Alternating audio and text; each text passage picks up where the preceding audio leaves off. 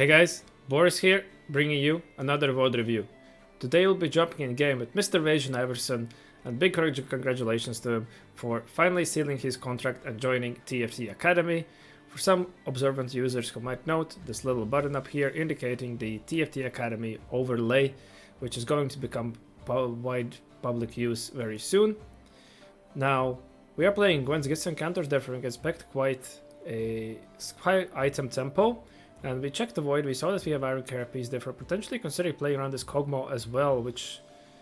Are we going to hold on to this Lulu pair? It appears so. Not too excited to pick up other units in there. And we have Ionia and see that is Path of Transcendence, which want us to lean into reroll, but we would want to see a Yasuo if we were considering playing into that Yasuo reroll to do so. Now, still holding on to this Lulu rather than making a Qiyana 2. Okay, going to sell this as affiliates, make a Qiyana 2. But again, you would generally only hold on to these Yordles if you are playing exactly into... Can't pair them with something on your board. Did not appear that we could do so. So coming up in our augments, we do not particularly have a strong board. We have a Qiyana 2, but we do not have exactly the items that would lean into Slayers. For us to do so, we'd want to see at least a cloak and a glove. Maces will consort us for it, but it's generally a great addition if you already had a single one of them. Replication, again, this is going to be a item encounter, but you get 3 extra components, a little less in value, and we do not have the spot to play for tempo, therefore probably leading Epoch here, and Bard is only going to be 3 rerolls in this new patch, therefore we could even unlock Bard right away and try to make a board out of that. And since our board is weaker, we're probably looking into Econ option. Portable Forge would help us establish some kind of direction, but we have options to play for right now, and as we see, we'll use the rerolls immediately. And yeah, body training there again would have been played into some form of Lost Recline and Slayers or in a Warwick, but Warwick at the moment is quite weak. Now we have managed to pick up the 2-star Shen. We can pair him here with the Scion. We have a pretty decent board at this point. However, we did not see a single Yasuo, therefore I'm not sure if we're going to be committing to this Yasuo items here on the Qiyana right away. Now, obviously we could, since we do get the Gwen Salvagers, but we are looking to, I guess, lose streak to stack the Bard rerolls and then go for a bigger roll down. Now, we can opt to make 10 here this way as well. Now, what's the board? So we're bumping out the standard Ionia board, saying that we're going to be committing to this Ionia line here. We're playing off from Bard. And we're not going to slam the items in hopes of making some, farming some rerolls. And just prioritizing Econ at this moment. Well noted by Evasion that is a play we can go for, and noting the lobby tempo, we can see already players having aggressively slammed their items, therefore it should not be too hard for us to secure a lost streak unless there is someone opening harder than us. It seems like there's only one player with a weaker void board, but since we only have the 2 bruisers slotted in, should not be that huge of an issue. Now we see there's also a player who has committed Slayers right away with that Darkened Bow pick. Their board is quite weak, but since they have their item slams, this should not be an issue for us to get a loss here. Now, definitely something that we can do for us. Yeah, obviously the Bard's value is higher if we are lose streaking, but we will need to hopefully be able to secure a spike on our stage 3 in order to not lose out too much. We also pick up an Ahri here. Are we considering playing Ahri reroll? Because with the 3-cost buffs recently, the players have been meaning to try out playing Ahri more as a potential carry. Obviously, all these 3 costs being hyped up, and this is Path of Transcendence, and we have the Bard slotted in. We are wanting to, and we go against the digital player who's open. Again, very well scouted that, hey, we have to sack if we want to secure this 5 loss. Had to even buy us some weaker units from the shop and managed to ruin this player's losing 3 in a go. Great awareness. This is why you scout in stage 2 aggressively. This is why you sometimes go for plays like this. Now this is going to definitely give us an econ advantage, and this is the issue sometimes with the 3-cost rerolls. They can become quite expensive, right? You are investing 27 gold into a single unit, but you ideally do not want to be rerolling on level 7 either, as you could with 5 Ionia, but obviously you want to start hitting your 4 costs, and especially Wukong being still quite contested in a unit in the meta. you do want to have the access to him as Ionia. Otherwise, does not exactly have a strong tank to be played together, as Kennen is just not that great and doesn't synergize with the, but it synergizes with the Nico. But we'll have to see if we opt to go for that.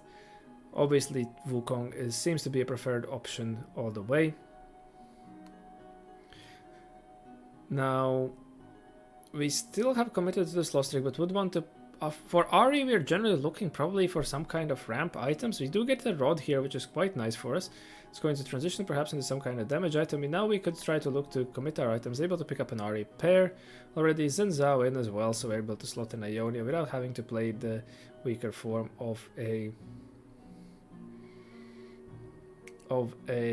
Jhin. Now, we are making a pseudo Zaheen right here. I do not think there's no way you can get a Zaheen augment on 3-2.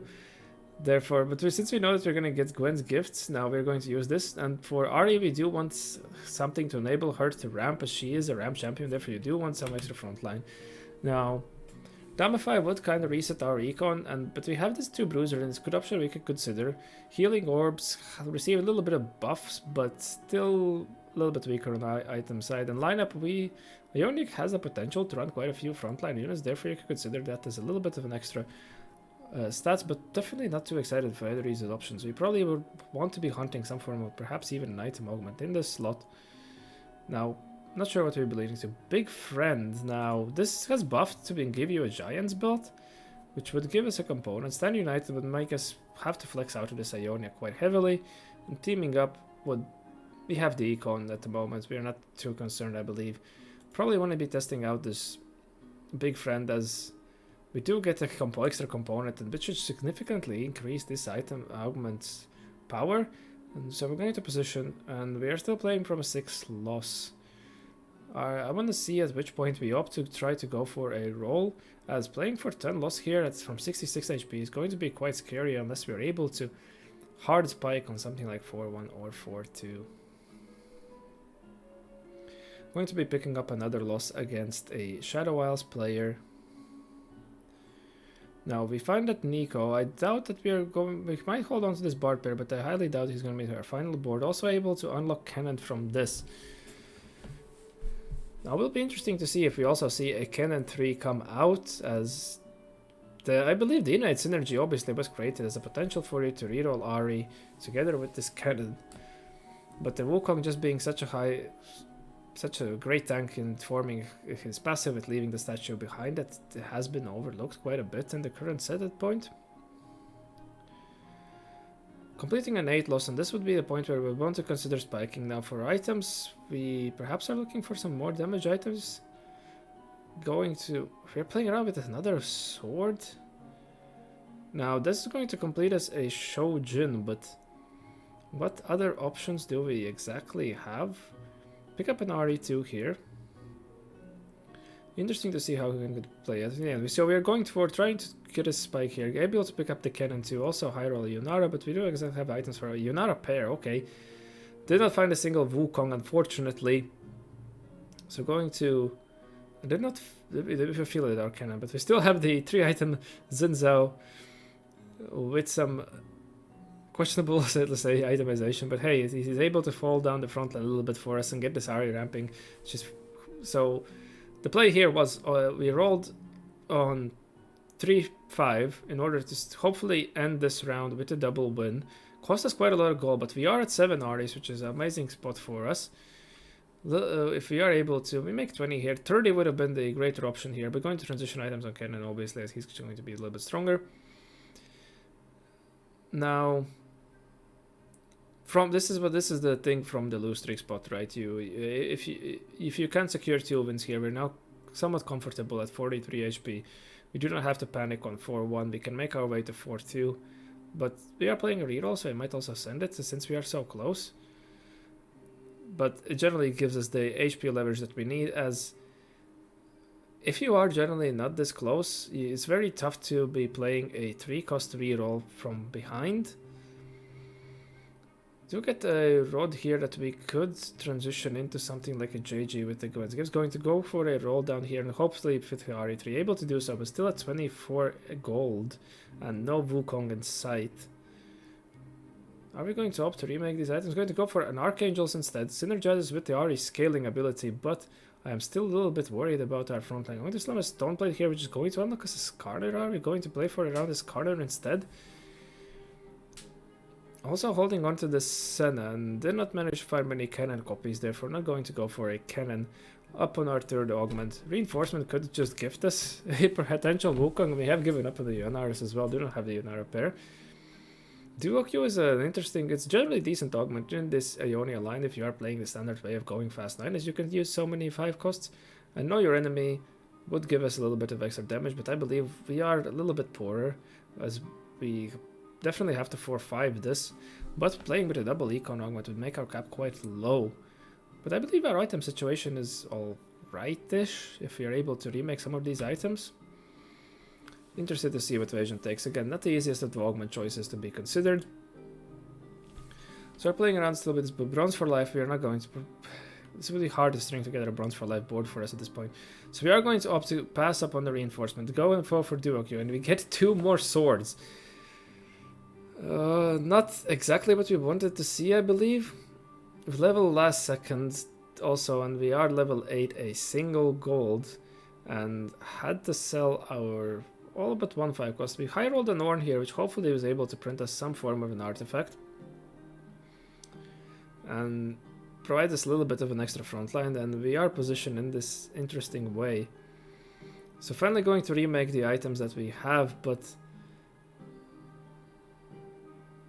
yeah, going to go for a JG Nasher's Shojin build, greatly going to work out for Ahri. Have to kill these swords somehow, so going to make a Sterex, which is a good, decent frontline item you can make in spots like this.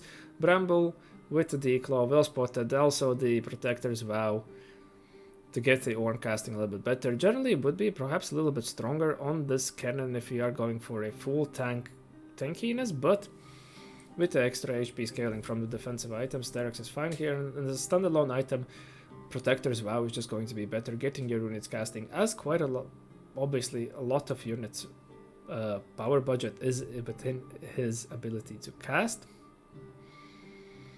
and getting the cast more often, faster, does lead you to be able to generally get more damage out of him. Now we're going to position this way to also to unlock a set now.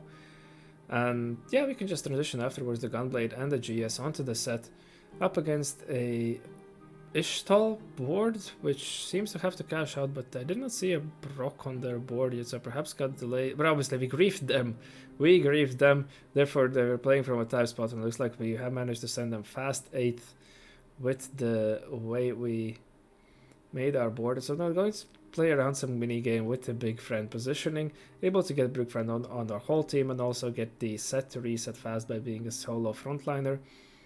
Hoping to not dig aggressively here for the Wukong, so we're displaying very good trigger discipline here by realizing we should be quite strong enough on this stage for with this Ahri3, and the cannon is going to be able to tank for us sufficiently enough. Obviously a single Wukong is not going to be stronger than a 2-star 3 cost. Therefore, what's the point of rolling? Ionara 2 upgrade is not going to be doing that too much as to us either. And we cannot really slot in a 7 Ionia unless we do drop this Worm, but we have played him for so long. He finally farmed us an artifact, but now are we going to create him for more? Or we believe that this spot is good enough for us to go to level 9?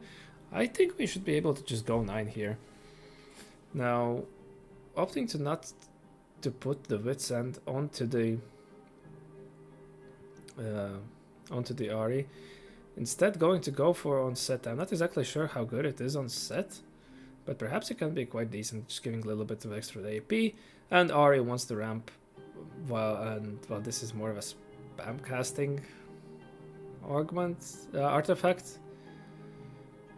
Obviously I believe our items just couldn't have worked out differently. We had to make Shred there, and then we were basically opening up another sword that I'm not exactly sure what we could do with.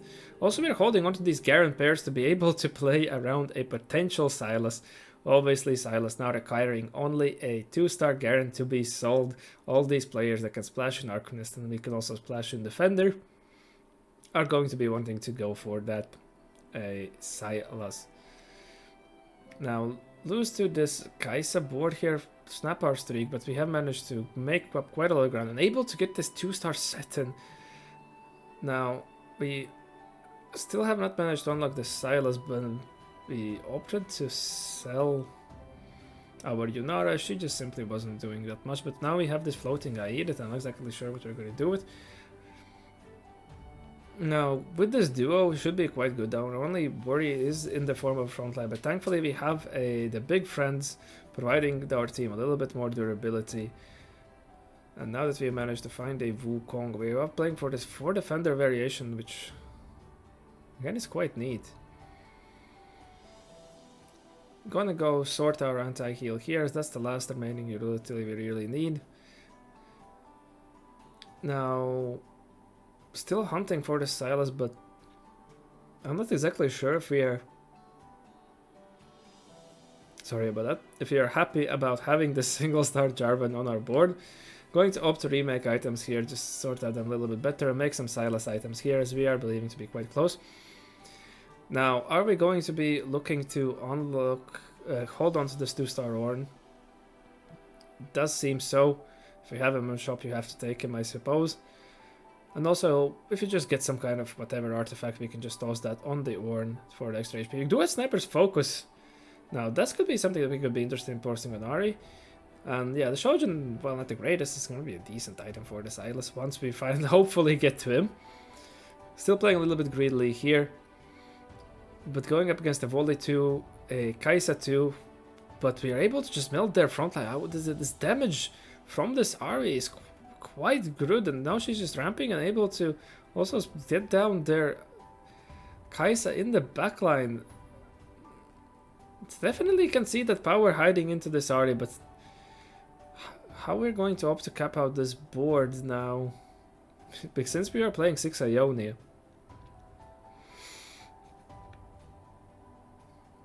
Sorry about this, I'm definitely recording this quite late in the night. Now, finally able to find this Silas, going to probably transition and drop down to 5 Ionia by just gritting the Warden buff onto the Ornn. Also able to string it together with the Shyvana from the Nautilus. Well recognized, it's an option that we can play for. Just to get the Aura buffs in our team against a big Arakan here. And we're able to almost pick it up, as Ahri has ramped quite sufficiently, but we are still just simply lacking a little bit in their combat power. Also with our positioning, Arakan was able to get a chunk of our AoE damage off on our team. Now, are we considering playing around the different possibilities? We would want to ideally be able to transition these tank items onto the Wukong, who would also just benefit double time from this Sterex gauge that we have. But this set 2 is definitely doing some God's work. It has been the whole set has been incredible in combat strength. Not going to even hold on to this Nautilus pair, perhaps a mistake here, but we have more important pairs to hit, therefore probably would not be making him either.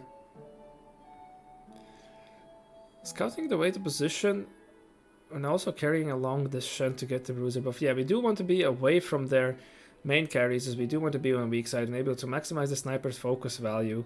Also, generally, this corner is a little bit better for the Ionia, as then your set is able to pump in the same side from as your main carry, hopefully be able to get to that bigger tank easier.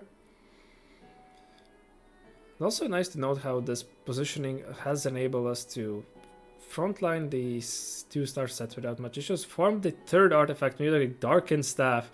Now, I'm not sure if we're going to be transitioning the Darkened Staff. I'm going to transition the items to the... I'm not exactly sure if it's the best to be used for the Shyvana there, but hey, it's an artifact and we can get a third tank item on the cannon here in form of Bramble. But since we are in an AD matchup, going to go quite good for us. Still not on the hunt for the Wukong 2, finally able to pick it up. Going to opt to sell it a little bit, and yeah, as I said, we can just toss the staff then on onto the or give him some little bit of an HP. Unfortunately, I missed the positioning here. Wanted to slap the Wukong last second and for him to be fronted to the Kalista. Also, our Ahri has had to walk up, losing a little bit of value, getting chased on the Renekton, but now that we have the big frontliners in front, we finally seem to have definitely more than enough power to be able to close out this game. Not sure if there's any way Opala could be able to cap higher while we still have our holding onto the Silas pair. Going to go with Hunt for it. Do not have hit it, but do not have sufficient amounts of gold. However, if we lose this fight by more than 1 or 2 units... Oh, we have a knee... Didn't even know that we had a Nico drop, so just going to be able to make the Silas do, and now we should definitely be able to close out the game. Very well, nice to see that the Ahri is able to proficiently carry finally now with all the 3 cost buffs that they have made. And very well executed as usual by Mr. Wasian Iverson by noting we are playing from a lost streak and perhaps not the strongest line, therefore definitely need to secure a teal win on stage 3. And having those extra lives enable us to go 9 and be able to cap around this high cap by also going for a flexible augment on Fortitude, playing off the 5 cost that we got offered. I would like to thank you for watching, and I hope that you learned something new, and I wish to see you in the next one. Have a good one.